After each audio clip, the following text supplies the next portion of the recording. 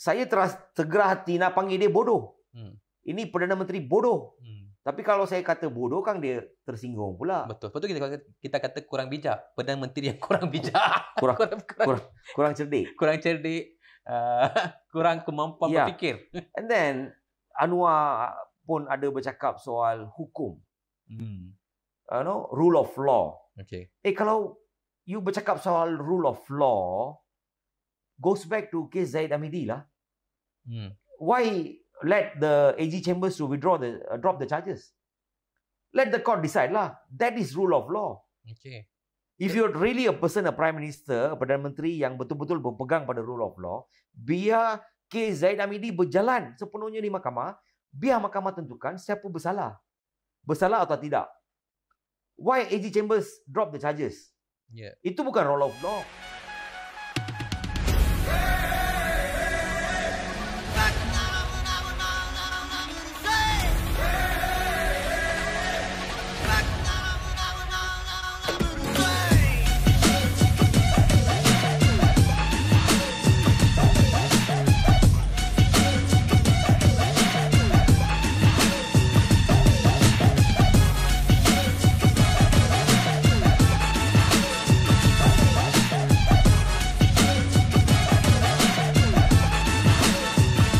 Kembali dalam podcast Sembang Santai, episod ke-7 bersama saya Sanjeevan dan saya Sudhan.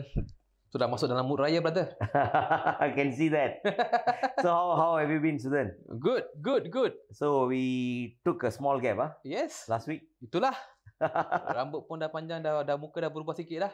Ada ubah banyak. Tapi bagus kita dah nak masuk mood raya dah. Ya, dah nak beraya ni. Dah nak raya, kita punya our viewers going to be enjoying going back to kampung. Ya, of course. Ini kalau dekat Jakarta dipanggil mudik raya. Mudik raya. Mudik raya kan? Tapi dekat Malaysia dipanggil balik kampung lah. Balik kampung lah. Balik kampung. So, tahun ni Sudhan balik mana? Saya balik ke rumah je bang. Sebab saya tak berani keluar musim-musim raya sekarang ni. Sangkut je 8 jam. Tapi itu satu. Itu belum lagi balik Kelantan. Itu balik Pantai Barat kan. Itu susah lagi. Tapi tahun ni diharaplah semoga semua kita punya viewers ni kan balik dengan selamat. Ya, sure. So dapat tol percuma tak tahun ni?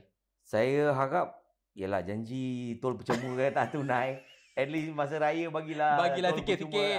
Tol percuma 3 hari 4 hari kan. Make them happy lah kan. Ya. Tapi kita tak tahulah kan Perdana Menteri ni macam mana kan. Tengoklah macam mana dia cakap subsidi kena tarik. Raya tak tahulah macam mana. Saya rasa rakyat dah tahu Perdana Menteri ni macam mana. Betul. So kita ambil kesempatan ni mengucapkan selamat raya, maaf zahir batin kepada penonton-penonton podcast Sembang Santai daripada kami, saya Sanjeevan dan Sudhan. Kepada yang nak balik kampung tu, berhati-hati di atas jalan raya. Ingat pada yang tersayang yang sedang menunggu anda di kampung halaman anda. Betul. Semoga hari raya ini membawa kebahagiaan, kesejahteraan dan juga kegembiraan untuk sepanjang tahun ini. Dan semoga hari raya ini juga membawa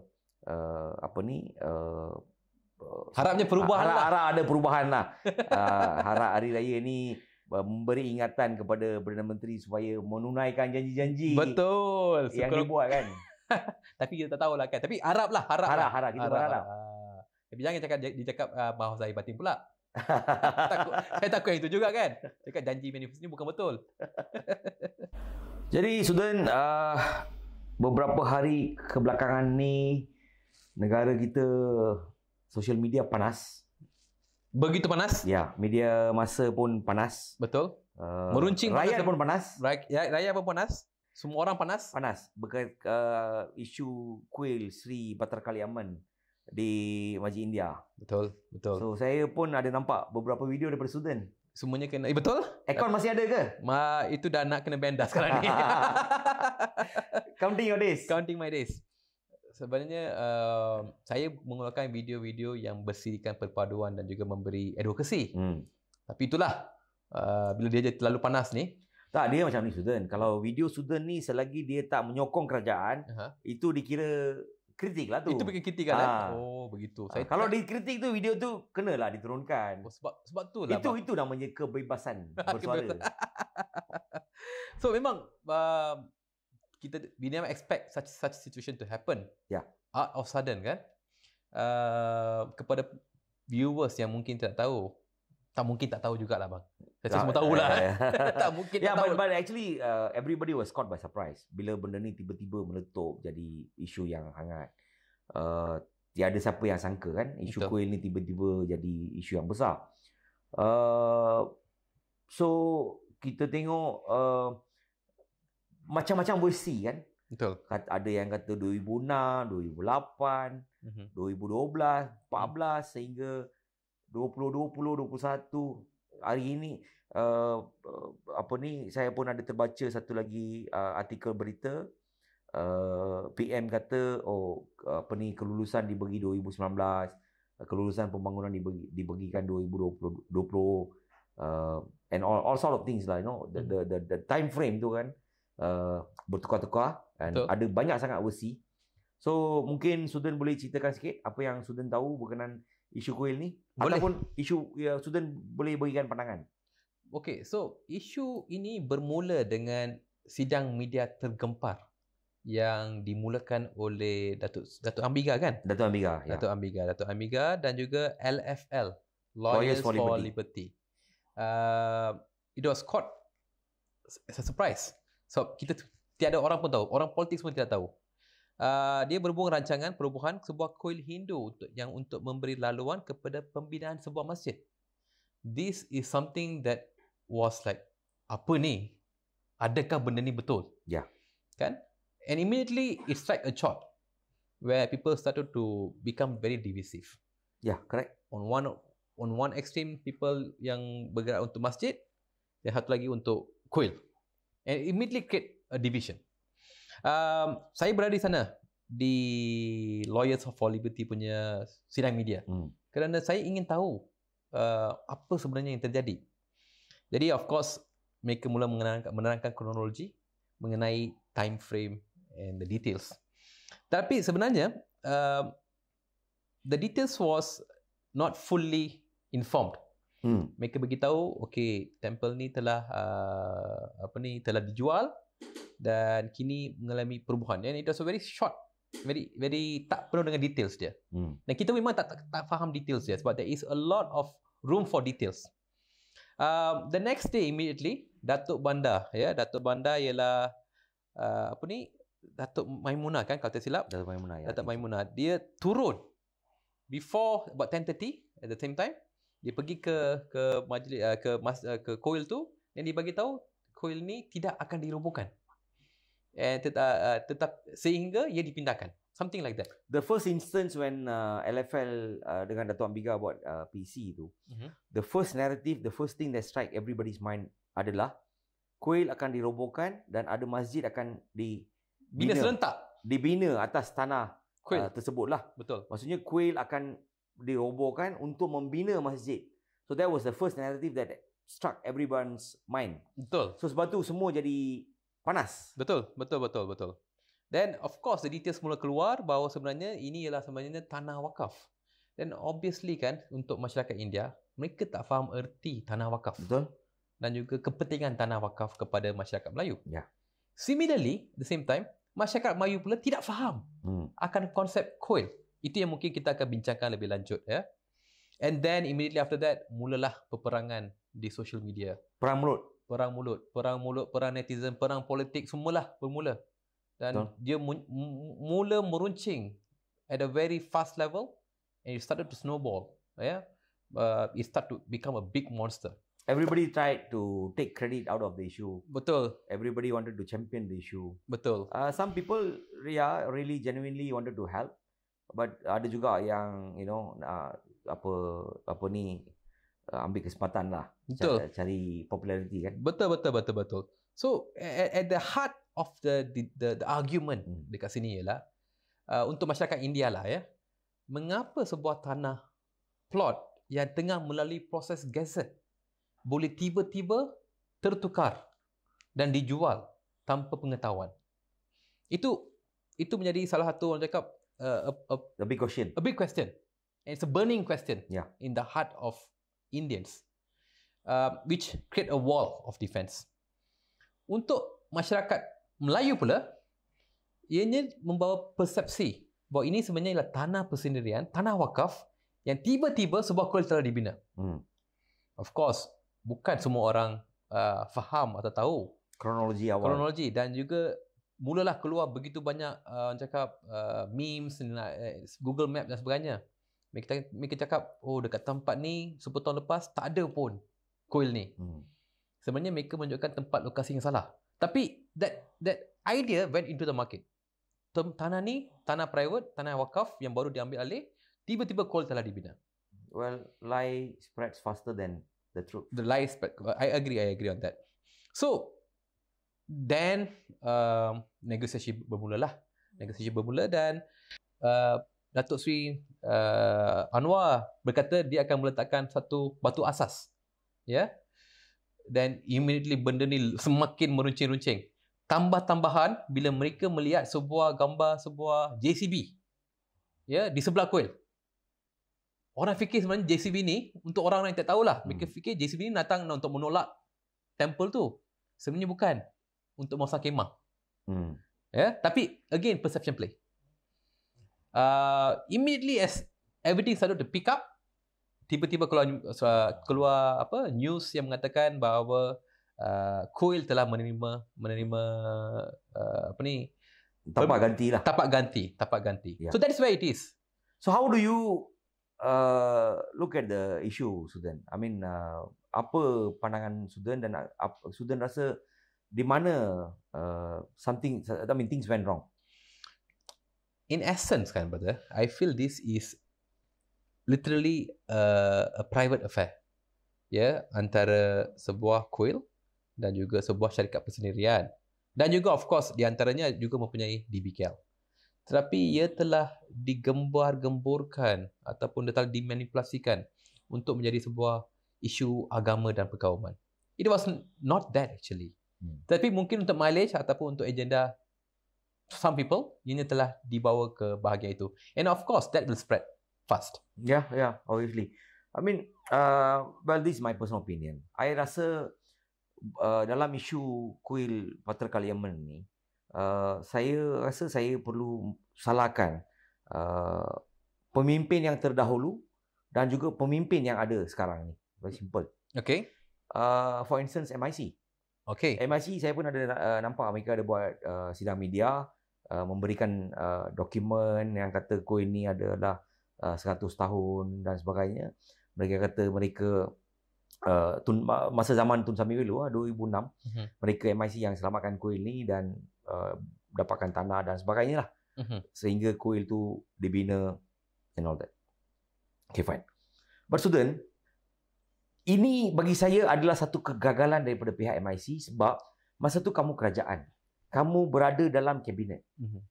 Kamu ada ahli parlimen, kamu ada adun yang begitu ramai. Itu adalah zaman kegemilangan MIC pada ketika itu. And what you fail to do is you fail to resolve the matter until the end. Betul. You selamatkan kuil tu daripada dirobohkan. You bagi dana untuk mereka membina kuil, and you left it there. Betul. You never follow up until the end. MIC, dia sepatutnya dah tubuhkan satu pasukan khas, one special task force, because they were in the government. Betul. They can always lie with other agency. They should have done satu task force comprising of other agency, and lead by MIC, because they were the only voice of Indians in the government at that point of time. So to add also another point, brother, pada waktu itu ahli lembaga penasihat DBKL yang merangkumi ahli-ahli penasihat untuk pelaksanaan whatnot everything, sebenarnya melibatkan ahli-ahli daripada MIC juga. So it's very obvious. Ini adalah kegagalan. Hari ini MIC tak boleh datang ke depan dan kata kami yang selamatkan. Ya, betul, kamu selamatkan. Kamu tak selamatkan sepenuhnya. Betul. You only did it halfway. Betul. So you cannot claim credit for it. To me, what you have done, okay, thank you for what you have done. Tapi you have not fulfill the responsibility. And the most important part, which is the gazettement. Exactly. Yeah. So timbul banyak persoalan. Kenapa tidak digazet? Betul. Kan?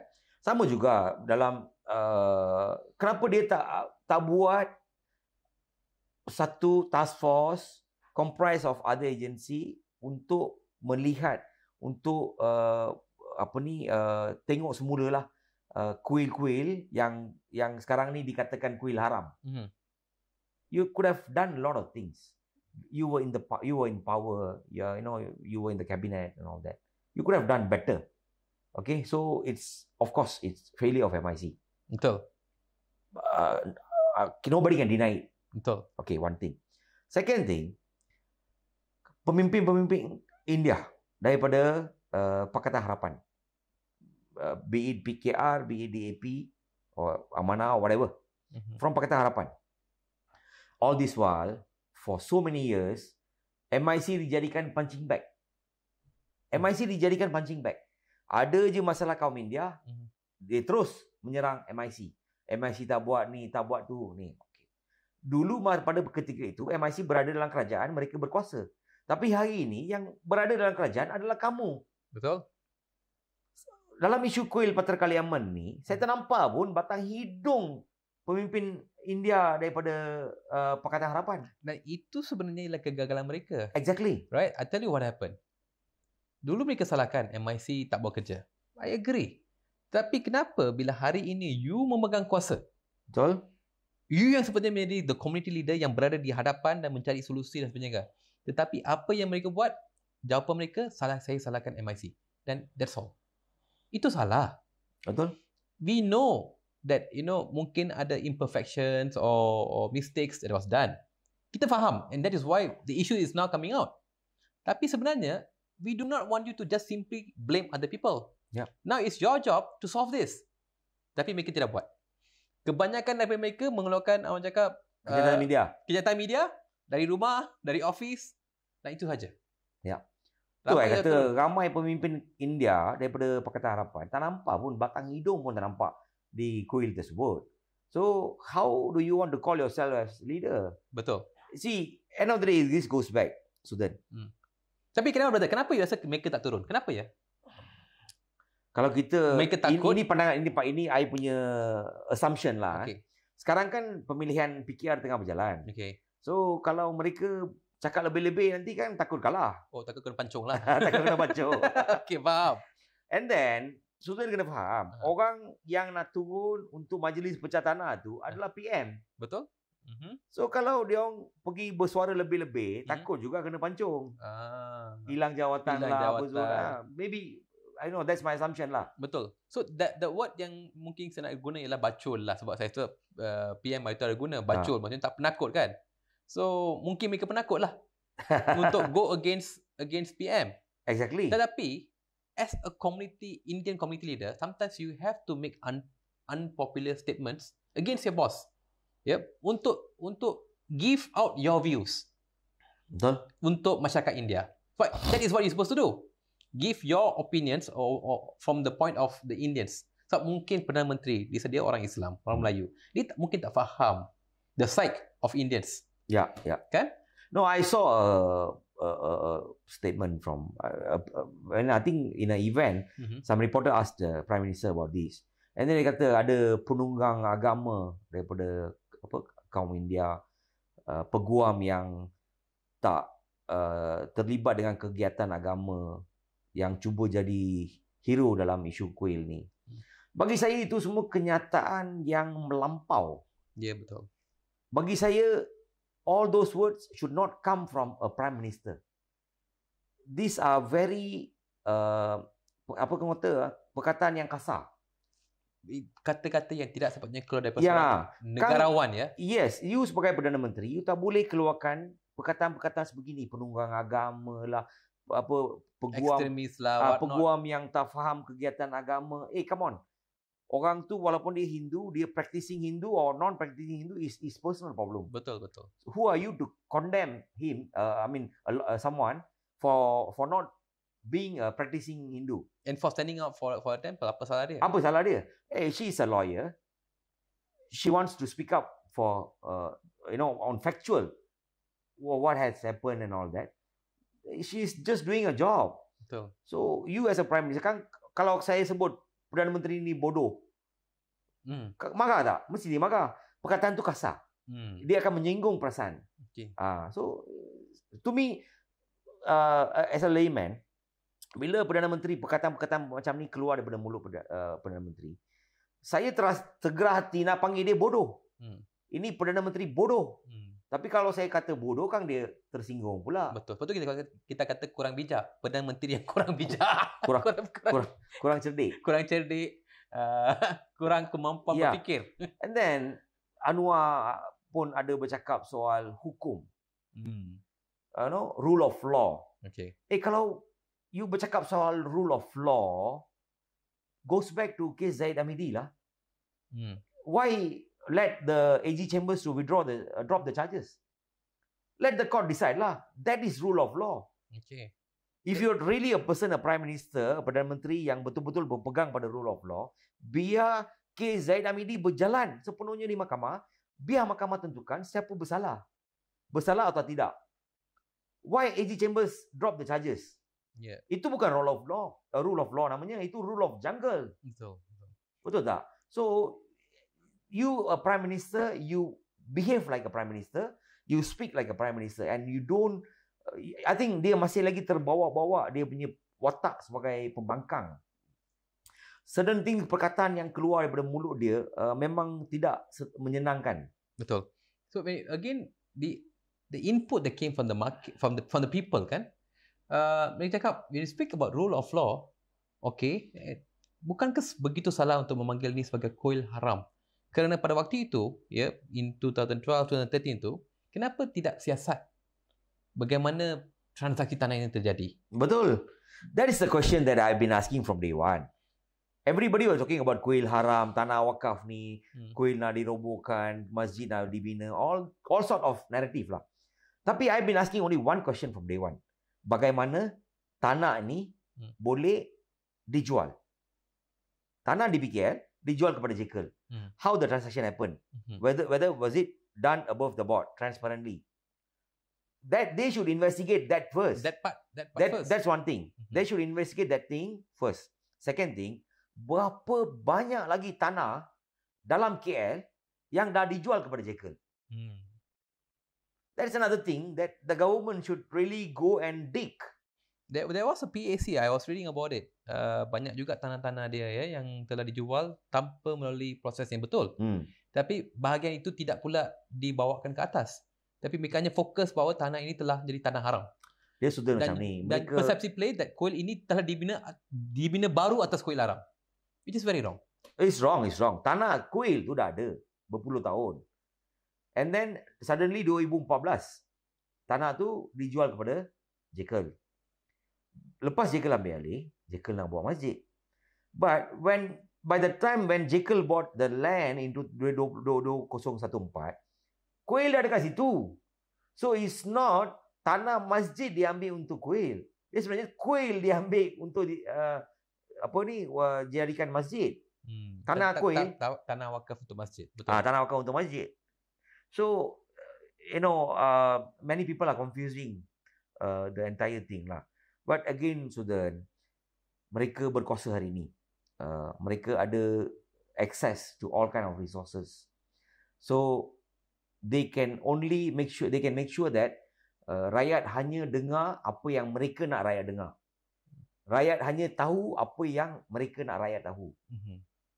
Okay. So but anyway, sebab tu ada individu seperti kita lah yang buat podcast, ramai lagi kat luar. I think Sudan pun ada buat video dalam TikTok banyak kan. So ramai lagi yang buat video pasal isu kuil ni, membawa kesedaran. Pandangan. Betul, kesedaran. Kesedaran dan pandangan masing-masing. Dan saya rasa pandangan yang dibawa adalah pandangan yang bernas. Yang cukup baik, yang bernas. So banyak sangat soalan yang tidak dijawab oleh kerajaan ni dan juga Perdana Menteri. Tapi sebenarnya saya ni sangat sangat kecewa lah dengan Perdana Menteri ni. Yang satu ketika dahulu kata anak India anak saya. Tapi saya rasa hari ini India dianaktirikan. Segala janji dia kepada kaum India ni dicapatikan. Saya begitu kecewa juga dengan provokasi melulu yang dibuat. Sepatutnya daripada seorang kerajaan, ya, mereka patutlah memberikan pandangan untuk orang cakap meredakan isu ini.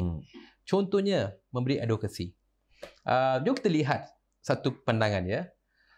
Orang Melayu cakap kenapa masjid boleh dirobohkan jika ada berlaku sebarang isu. Kenapa kuil tidak boleh dirobohkan? Tapi sebenarnya kan dia ada perbezaan. Ya, perbezaannya one very example. Masjid ni sebenarnya sebuah dewan. Ini pandangan saya, ya. Sebuah dewan di mana muslimin akan sembahyang di dalam tu, tetapi berdasarkan kepada kiblat. Betul kan? Kepada Mekah rasa. Tetapi itu bukan konsep yang sama untuk masyarakat India. Betul. So, untuk masyarakat India, kuil sebenarnya ialah rumah Tuhan. Yes. Ia mempunyai Tuhan di dalam tu. Yep. Jadi, bukan semudah hari ini you rasa ini tak betul, you boleh pecahkan. Tidak boleh. Sebab sebuah kuil perlu melalui beberapa upacara keagamaan yang mengambil masa. Yes. Ya kan? Untuk dialihkan dan sebagainya. Dan of course, dia ada dia punya prosedur keagamaan dia lah. Itu satu. Kenapa, ini soalan saya, kenapa kementerian-kementerian ataupun agensi-agensi kerajaan tidak memberikan pandangan-pandangan seperti ini dan keluarkan di social media untuk meredakan isu ini, memberi jawapan kepada netizen. Kalau mereka buat benda tu, saya rasa dia akan cool off sikit. Tapi masalahnya mereka tidak jaga. Lagi satu, Perdana Menteri ada bagi satu contoh. Dia kata ada juga masjid dirobohkan di Sabah. Saya nak tanya Perdana Menteri, dia ni sejak jadi Perdana Menteri dia jadi kurang cerdik atau dia memang kurang cerdik? Tahulah, betul. Dia hilang pedoman perpaduan tu sekarang sebenarnya. Apalah dia boleh cari contoh macam tu? Adakah masjid yang dirobohkan di Sabah tu sebab masjid diturunkan sebab nak bina kuil kat situ? Betul. Adakah masjid yang ada berpuluh tahun tiba-tiba dirobohkan sebab tanah tu dijual pada syarikat persendian? Betul. So you compare apple to apple. You just simply make comparison sebab you nak buat comparison for the sake of doing comparison. Dia nampak macam seperti kerajaan ini ingin membawa sebuah naratif jahat berbanding ingin daripada memberi sebuah naratif perpaduan. Saya tak tahulah mereka ingat lagi tak mereka ni sebenarnya namanya kerajaan perpaduan atau tidak. Sultan, saya rasa Anwar Ibrahim lupa. Anwar Ibrahim lupa bahawa mereka merasai kuasa pada kali pertama adalah tahun 2008. Dan kebangkitan rakyat pada 2008 bermula selepas kuil Kampung Jawa dirobohkan tahun 2007. Isu kuil Kampung Jawa itu besar kan? Itu besar. That really apa impact dia? Triggered. Okay. Impact dia membawa kepada Hindraf. Okay, Hindraf. That kuil issue brought to Hindraf. Okay. And Hindraf rally brought to kejatuhan Barisan Nasional di Selangor 2008 dan beberapa buah negeri yang lain. Itulah kali pertama Pakatan Harapan merasai nikmat berkuasa. Semuanya bermula kerana sebuah kuil. Betul. Kampung Jawa. Betul. Bukan sebab mereka ni hebat, mereka ni rakyat percaya sangat dengan mereka. Tak. All the triggering point was that Kampung Jawa punya kuil, isu kuil tersebut. And today this temple issue, let me tell you, student, I am seeing so many people on the ground. I'm every day on the ground berjumpa dengan orang. People are not happy with this government. Betul. Now, especially after this temple issue, kaum India lebih marah. There is a new groundswell. Betul. Ya, kaum India marah. So, kaum India memang tengah marah berkenaan isu ni dengan perkataan-perkataan yang dilontarkan, dikeluarkan oleh seorang Perdana Menteri. Tidak manis, agak rough. Ya. Very hard. So, but yelah, kalau ada PRU ke PRK, nanti dia akan tiba-tiba jadi MGR. Itu biasalah. Itu biasalah kan? Itu kerja dia. tak tahulah dia ni ada apa multiple personality disorder ke apa kan, tak tahulah kan. So yalah, so saya nak ingatkan pada Anwar Ibrahim bahawa jangan lupa kamu berkuasa kali pertama di Selangor disebabkan isu kuil Kampung Jawa. Betul. Because of one temple. And now this temple, the same scenario is repeating here. And then the way you handle it was tidaklah molek sangat. Saya sebenarnya kan dalam buku, okay, pada you as you know, this is my book, The War Against Indians. Buku ini sebenarnya membawakan the psyche of Indians. Dan antara topik-topik penting yang saya bincangkan dalam buku ini ialah the temple issue. The temple issue, why Indraf happen, dan juga satu lagi, impact kuil, perubahan kuil. Itu juga satu benda yang ingin saya bincangkan. Saya tahu bincangkan kenapa masyarakat India begitu rasa panas apabila kuil ini ingin dirobohkan. Kuil ini bukan saja institusi keagamaan. Dia juga merupakan sebuah institusi sosial di mana ramai orang berhimpun. Ini sebuah tempat masyarakat berhimpun, ya? Ya, correct. Another thing that's very important, temple ini juga merupakan sebuah tempat learning center. Mereka learn Bharatanatyam, whatnot. Mereka learn Sangeetam, this temple. Ya, correct. So, bila masyarakat India tiba-tiba hilang sebuah kuil di tengah-tengah bandar yang mempunyai benda-benda seperti ini, mereka rasa seperti budaya, keagamaan dia dan juga pendidikan mereka tiba-tiba dicabar. The psyche of Indians ni kan, saya rasa merupakan satu topik ni. Saya rasa sosok Anwar Ibrahim harus belajar jika dia ingin mendapatkan undi mereka selepas ini. Because at this point, saya rasa dia sudah hilang kepercayaan masyarakat India. I strongly agree with you. Saya rasa masyarakat India ni memang cukup marah dengan dia sekarang. Dengan isu kos sara hidup, kenaikan harga barang, peluang pekerjaan, janji-janji dia sebelum PRU ni, semua janji-janji dia tidak ditunaikan untuk kaum India. Ditambah pula dengan isu kuil sekarang ni, saya rasa orang India ni memang marah. Ya, marah. Even I being an Indian, saya pun marah. Saya dah lah memang tak suka dengan PH. Kan? Tapi bila tambah dengan isu-isu macam ni, memang lagi kita marah. Betul. Dan one good thing that I felt about this issue kan, saya gembira manajemen pengurusan kuil mengambil berlapang dada untuk mengambil pendekatan untuk berpindah demi kesejahteraan dan untuk mengelakkan sebarang isu-isu yang meruncing. Ya, isu-isu yang tidak diingini. So, I think we keep it to this for now. Sudahn, saya ada satu benda yang saya rasa saya perlu kongsikan di sini. Kalau kita lihat hari itu kerajaan Madani ini ada memberi pemberian kota pekerja asing untuk 3 subsektor bawah sektor perkhidmatan. Okay. The 3 subsektor adalah kedai gunting rambut, kedai emas dengan kedai tekstil. Okay. Then as you know, these 3 subsektor ni diceburi ramai oleh kaum India. Betul. Dia ada bagi 7,500 yang saya tahulah. Ini this is after very long time. After very long time. Ya, correct.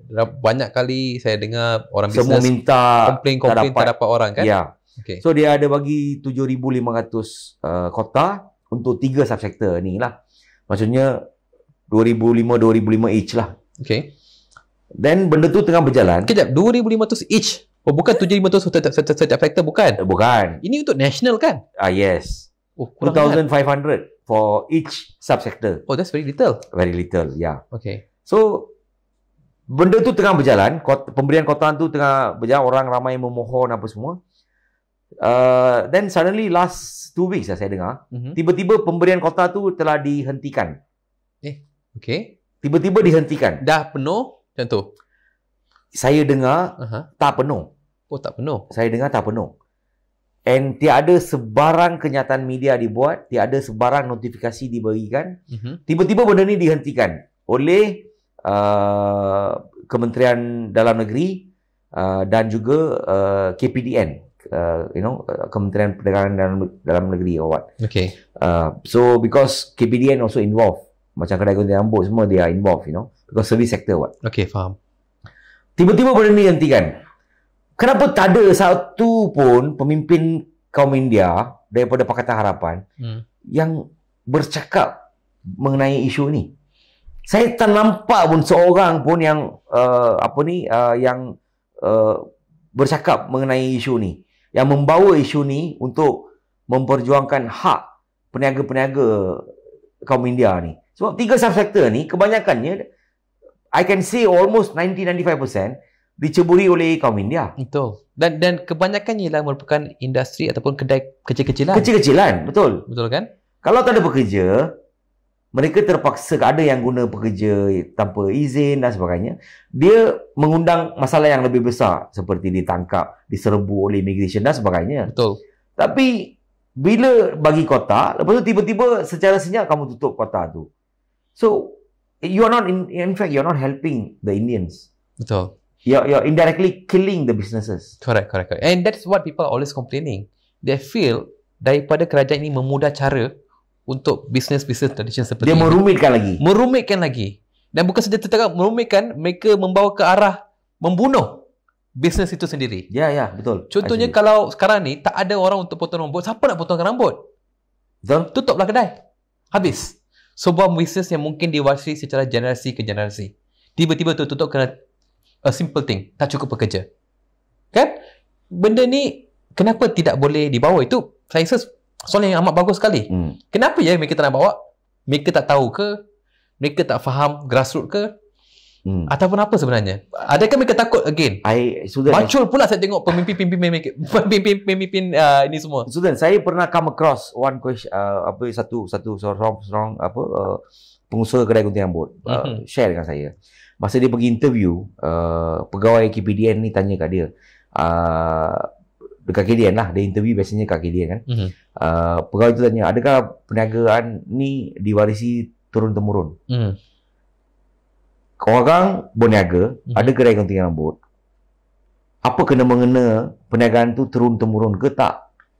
Bapa aku, datuk aku buat kedai gunting rambut ke tak? Tak ada kena-mengena dengan apa yang aku buat hari ni. Betul. If my father is a lawyer, doesn't mean I have to become a lawyer. Betul. You agree with me? Yeah, of course. Mungkin datuk saya ada kedai gunting rambut, tapi bapa saya tak nak ikut jejak datuk saya. He go into some other business. So, I don't understand why they are being so stupid. Okay. Kok soalan yang tak relevan? Tak relevan. Lepas tu macam seolah-olah dia akan bagikan kelulusan kota bila perniagaan tu diusahakan secara turun-temurun. Contohnya kedai gunting rambut. Secara, that means my father, my grandfather has to be in the business. Ramai anak muda hari ni buka kedai gunting rambut lah. Betul. Because they like the business. Betul. Dan kalau kita tengok balik kan, nombor yang mereka berikan, contohnya 2,500. Itu nombor yang terlalu kecil. Betul. Angka yang sangat kecil. Untuk saiz nasional. Ya. Betul. Kalau kita tengok satu kedai kecil, kedai gunting rambut lah kan biasa kita pergi kan. Minimum 3 orang. 3 orang. Jadi contohnya 2,500 ni, kalau kita bagi 3 pun dalam 700-800 kedai yang saja yang boleh mendapat kota ini. Betul. Dan itu angka yang terlalu sedikit. Dah lah terlalu kecil angka dia. Lepas tu pembelian kota pun dihentikan secara senyap. Apa sebabnya? Bagi saya ini adalah diskriminasi. The way I look at it is diskriminasi. Diskriminasi terhadap perniagaan kecil-kecilan? Seperti yang diusahakan oleh kaum India. Itu antara kesakitan yang dihadapi oleh masyarakat. Tak, ini adalah dan mereka tidak nak jawab. Ini semua benda-benda ni dibuat secara halus, secara senyap. Tapi depan kaum India, anak saya. Bisnes India? Bisnes saya juga ke? Tak tahu. This is systematic suppression. Yeah, of course, I agree. And this is bringing down the Indian generation. I totally agree with you. So, benda-benda macam ni yang kita tak setuju. And then, lebih pelik. Saya rasa lagi pelik bila pemimpin-pemimpin kaum India ni tak bersuara langsung pasal isu-isu seperti ni. Saya rasa mungkin mereka kalah pilihan raya kot. Tak, satu dia takut nak kalah pemilihan parti. Yelah, ada yang dah kalah dah. Ada yang dah kalah dah. Satu lagi dia orang ni sibuk bergaduh sama sendiri. You know, pemimpin India dia berfikir gaduh dengan pemimpin India lain daripada PKR, dalam PKR. Dalam ataupun, DAP pun dia gaduh sama sendiri. Dia pun ataupun persaingan antara mereka, antara MIC dengan DAP dengan PKR. Mereka pun bergaduh-gaduh juga. Ya, siapa nak jadi hero kaum India. Tapi tiga-tiga pun tak jadi hero juga at the end of the day. Tak jadi hero juga at the end of the day. But end of the day it goes back student like this. Daripada awal kita dah kata there must be one Indian minister, a Tamil speaking Indian minister in the cabinet untuk masalah kaum India. Betul. Simple. Betul. Hari ini mereka kata Gobind yang selesaikan masalah kuil. Tapi let me ask you, Gobind ada ke turun pergi kuil? Ada nampak tak? Ada nampak tak? Saya macam tak nampak. Saya tak nampak. Saya nampak hari ni baru diturun lah. Sebelum ni saya tak nampak pun Gobind turun. Tapi saya tak nampak dia dekat kuil. Saya nampak dia dekat tempat-tempat lain lah. So this is the importance of having an Indian minister, a Tamil speaking Indian minister who can understand the importance of temples, how significant temples are for Indians dan juga for Tamils, dan juga boleh membawa isu ini ke kabinet. Betul kan? Isu runcing seperti ini harus dibawa ke kabinet. Isu kota ini harus dibawa ke kabinet. Ya, sebab ini melibatkan pekerjaan, melibatkan kerjaya. Ya. Tapi masalahnya sebab kita mempunyai vacuum seorang pemimpin India di level peringkat kabinet, masyarakat India terpinggir. Jadi apa yang harus kita buat ialah kita perlu bawa isu ini. Dan sekurang-kurangnya parti-parti komponen yang tengah memerintah harus bawakan benda ini. This is absurd that masyarakat India tidak mempunyai sebarang representation sehingga hari ini di dalam sebuah kerajaan perpaduan. I agree. Dan brother, while we talking about that, kita pun kalau boleh saya ambil sedikit masa untuk bercakap juga mengenai janji-janji lain yang telah dicapati juga. Saya rasa ini mungkin peringkat yang baiklah. Saya tengok dalam saya punya penyelidikan ya, banyak sangat janji-janji reformasi PH untuk masyarakat India. Mungkin kalau contohnya ada adun ke MP ke ataupun mungkin penyelaras ke yang lihat video ini, saya harap anda boleh belajar sedikit mengenai apa yang terkandung di dalam manifesto mereka sendiri. Buku harapan mereka. Buku harapan ni yalah saya faham bukan kitab dia kan. Tahu apa mereka cakap? Dia satu ketika dulu dia namanya buku harapan, tapi sekarang kita panggil dia buku yang tak ada harapan. Buku yang tak ada harapan. Banyak masalah ya. Contohnya TVET, betul. Suruhanjaya bebas untuk menyiasat salah laku polis sebab masa tu kan banyak kematian dalam tahanan. Oh betul. Banyak kematian dalam tahanan yang tak terjawab. Salah guna sosma, apa semualah. So banyak jugalah janji-janji dia.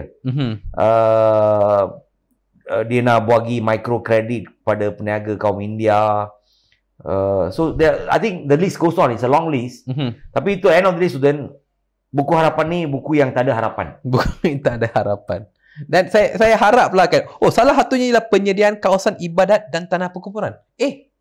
Macam pernah dengar isu ni kot. Sebab tu dia alihkan kuil hari ni. Menyediakan kawasan secukupnya untuk kuil dan rumah ibadat penganut Hindu. Guys, takkan korang lupa pula janji korang? Itu saya kata sudah. Ini buku yang tak ada harapan. Tolonglah kalau anda melihat video ini, tolonglah rujuk balik buku harapan anda tu dan do something about it. Janganlah duduk berdiam di kerusi, mempunyai kuasa tetapi tidak membuat langsung apa-apa kerja. Malu betul.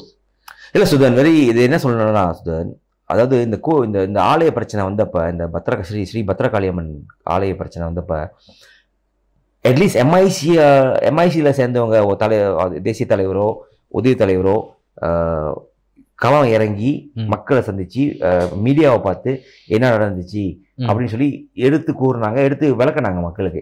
ஆனா பக்கத்து ஹராப்பான்ல இருந்து எந்த ஒரு, அதாவது தான் இந்தியர்களோட பிரதிநிதி, இந்தியர்களோட முகம் அப்படின்னு சொல்ற எந்த ஒரு தலைவனையும் நான் பார்க்கல. கீழே கிரவுண்ட்ல கோயிலுக்கும் வரல, யாரையுமே பார்க்கல. ஸோ ஆனால் ஒரு காலத்தில் வந்து இதே வந்து இப்போ எம்ஐசி அரசாங்கத்தில் இருந்து எம்ஐசி ஆட்சியில் இருந்து அதாவது பரிசா நேஷனல் ஆட்சியில் இருந்து எம்ஐசி காலத்தில் இது நடந்திருந்தாக்க நேரம் பக்கத்தான் ஹரப்பான் இருக்கிற அனைத்து இந்தியர்களும் சேர்ந்து எம்ஐசியை வச்சு பிரிச்சு போட்டிருப்பாங்க. ஆமாவா இல்லையா? ஆனா இன்னைக்கு சைலண்டா இருக்காங்களா? இன்னைக்கு சைலண்டா இருக்காங்க பாருங்க. ஏன்னா அவங்க பிகேஆர்ல கட்சி தேர்தல் ஓடி இருக்குல்ல. ஆமா, ரொம்ப பேசினாக்கா வந்து தலை துண்டாயிருமே. ஆமா, அதுதான் கதை நினைக்கிறேன். ஸோ தலை துண்டாயிரும்ல. ஏன்னா அந்த மசூதி கட்டுறதுக்கு வந்து லான்ச்சிங்க்கு போறதே வந்து பிரதமர் அவங்க கட்சியோட தலைவர் தானே. அப்போ அப்படி இருக்கிற நிலையில வந்து எப்படி இவங்களாம் வந்து இந்த கோயில் பிரச்சனையை வந்து பேசினாக்க தான் வந்து தலை துண்டாயிருமே. நான் பார்க்க போறேன் பத இவங்கெல்லாம் போயிட்டு அந்த ஸ்டேஜ்ல நிப்பாங்களா நான் பார்க்க போறேன் பத. அது சொல்றேனே சுதன், இவங்கெல்லாம் வந்து வாய்க்கிலேயே பேசலாம். ஆனா என் கண்ணுக்கு எப்படி தெரியுறாங்களா, இவங்கெல்லாம் வந்து திராணியற்ற தலைவர்கள். கரெக்டான வார்த்தை சொல்லணுமா? அதான், திராணியற்ற தலைவர்கள் இவங்கெல்லாம். இன்னைக்கு வந்து சமுதாயத்தை பத்தி பேசுறதுக்கோ அட்லீஸ்ட் அந்த வகையில் நான் எம்ஐசிக்காவது ஒரு ஒரு ஒரு ஒரு என்னது ஒரு தலை வணங்குறேன். ஏன்னா எம்ஐசி வந்து கிரவுண்டில் இறங்கி நின்று அந்த பிரச்சனை நடக்கிற இடத்துல அந்த நேரத்தில் இருந்தாங்க. உறுதுணையாக அந்த கோயில் கூட அந்த கோயில் நிர்வாகத்துக்கூடிய மக்கள் கூடயும் உறுதுணையாக அந்த நொடியில் இருந்தாங்க. ஆனால் பக்கத்தான் ஹரப்பானில் இருக்கிற இந்த தான் தான் தலைவன், தான் தான் இந்தியர்களோட முகம் அப்படின்னு சொல்கிறவங்க எந்த ஒரு மூஞ்சியுமே நான் பார்க்கலையே. மக்களும் நீ கேட்க. ஆனால் ஒரு காலத்தில் வந்து இவங்க தான் வந்து வாய்க்கிலேயே எம்ஐசியை பற்றி அப்படி மட்டம் தட்டி பேசுனாங்க. ஆனால் இன்னைக்கு அவங்க ஆட்சிக்கு வந்த பிறகு அவங்க லட்சணம் என்னன்னு தான் இப்பதான் நம்ம பார்க்கணும் தெரியுது. இப்ப நல்லா தெரியுது பாரு, இவங்க லட்சணம் எப்படின்னு தெரியுது, அவங்களோட பாஸ் லட்சணம் எப்படின்னு தெரியுது. யாருமே பாய்க்க முடியாது பாரு. ஏன் எதுக்கு தான் என்ன இருக்காங்க எனக்கே தெரியல. அதான் சொல்றாங்க, என்ன சொல்லுவாங்கன்னா என்னது இவங்களாம் வந்து அரசியலுக்கு வந்து எதிர்கட்சியாக இருக்கிறப்போ ஒன்று செஞ்சாங்க, இன்னைக்கு ஒன்று செய்கிறாங்க. இன்னைக்கு இவங்க செய்கிறத பார்க்குறப்ப எனக்கு என்ன தோணுதுன்னா, ஒப்புக்கு மாமியா ஊர்வலம் போனான்ற கதையா வேலை செஞ்சுக்கிறாங்க.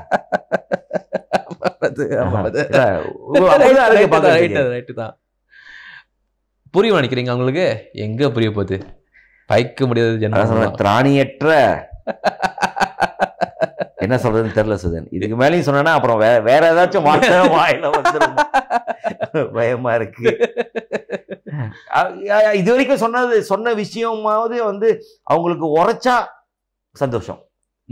உரைக்கணும். ரைட்டு தான். நீங்க நல்லா கேக்குறீங்களா இல்லையா?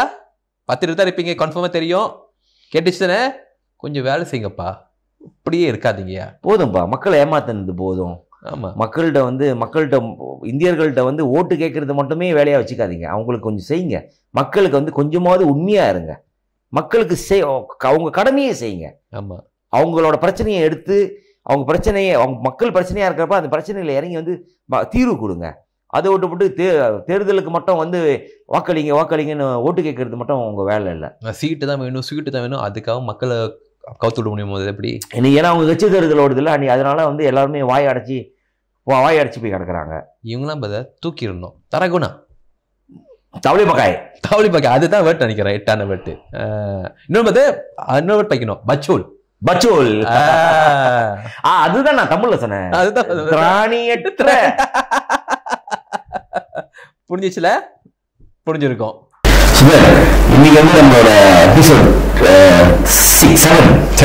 7 வந்து ரொம்ப ஆவேசமா உணர்ச்சி பூர்வமா போச்சு. Very good brother. ஸ்பெசிஃபிக்கா எனக்கு எந்த நம்ம இந்தியன் இஷ்யூஸ் எடுத்து பேசியிருக்கோம். ஆமா, ஆனா அதை பத்தி பேசுறப்பே வந்து ஒரு உணர்ச்சி பொங்குது, ரொம்ப கடுப்பாகுது சுதன். இவங்க பண்றதை பாக்குறப்பெல்லாம் வந்து ரொம்ப மனசு ரொம்ப கஷ்டமா இருக்கு. அதே நேரத்துல வந்து ஆவேசமும் கூட சேர்ந்து வருது. 20 வருஷமா இவங்க மேல அவ்வளவு எக்ஸ்பெக்டேஷன் வச்சிருந்தோம். மக்கள் வந்து இவங்க மேல ரொம்ப நம்பிக்கை வச்சிருந்தாங்க, இவங்க வந்து பண்ணுவாங்க. பட் இவங்க ஒண்ணுமே பண்ணல. நம்ம மக்களை வச்சு பண்ணிக்கிறாங்க, அதுதான் பண்ணிக்கிறாங்க. பஞ்ச் லைன் எடுத்துட்டு இருக்காங்க. ஆனா புரியுதா இல்லையா உங்களுக்கு? டேய் கேளுங்கடா. So I think Sudan, kita dah sampai pada penghujung podcast Sembang Santai episod ke-7. Saya rasa kita dah bincang banyak perkara yang saya rasa kita perlu bincang. isu kuil, isu masyarakat kaum India dan sebagainya. Dan saya rasa sampai sini sudah, kita dah sampai penghujung Betul. Saya juga berharap episod ini memberikan pemahaman kepada masyarakat, bukan setakat masyarakat India saja, kepada masyarakat Malaysia amnya mengenai isu ini. Ini bukan mengenai isu perkauman. Ini sebab kita mempunyai kekurangan pendidikan mengenai kesedaran mengenai about each other religion, about each other. Correct. And I hope we can tell that I hope that people will take the time to go and learn about our neighbors, our friends from different faith, from different races, more in the space, because we think that we need more education on this. Dengan itu, saya rasa kita telah tiba ke penutup seperti yang dikata, dan terima kasih. Selamat Hari Raya. Berhati-hati di jalan raya, nak balik kampung tu jangan bawa laju-laju. Saya tahu kamu nak balik, nak makan lemang dengan segala juada yang disediakan di rumah, tapi berhati-hati di jalan raya. Jangan balik tergesa-gesa. Ingat pada individu dan keluarga yang tersayang yang sedang menunggu anda di kampung halaman anda. So sehingga kita berjumpa lagi dalam episod ke-8 saya podcast Sembang Santai. Saya izinkan saya untuk mengundurkan diri. Saya Sanjeevan dan saya pula Sudan di dalam edisi raya. So jumpa lagi selepas raya.